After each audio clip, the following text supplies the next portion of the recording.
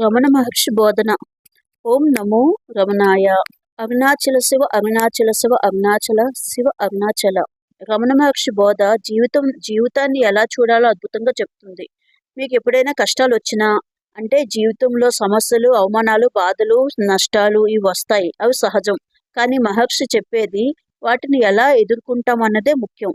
ఇది అంతా నీ మనసుకు శిక్షణ ఇవ్వడానికే. ఇది చాలా గొప్ప లైన్. జీవితంలో వచ్చే ప్రతి పరిస్థితి మనసును బలంగా చేయడానికి ఒక సాధన. కోపం వచ్చినప్పుడు సహనం నేర్చుకోవాలి. అవమానం వచ్చినప్పుడు అహంకారం తగ్గించుకోవాలి. కష్టం వచ్చినప్పుడు ధైర్యం పెంచుకోవాలి.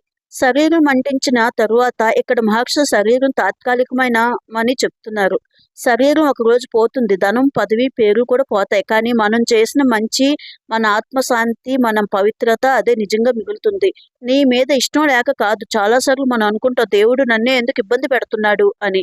కానీ మహర్షి చెప్పేది ఏంటంటే అది శిక్ష కాదు, అది జీవిత పాఠం.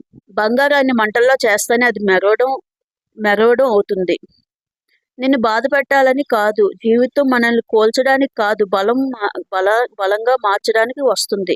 ప్రతి కష్టం ఓర్పు నేర్పుతుంది, జ్ఞానాన్ని పెంచుతుంది, లోపల శక్తిని బయటకు తీస్తుంది.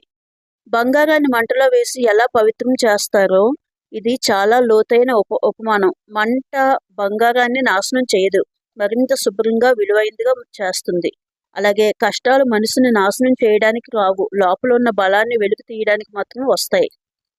జీవిత కష్టాలు శిక్షలు కాదు, మనసును పవిత్రం చేసే సాధనాలు. మంటల్లో బంగారం మెరిసినట్లే కష్టాల్లో మనిషి పరిపక్వత పొందుతాడు.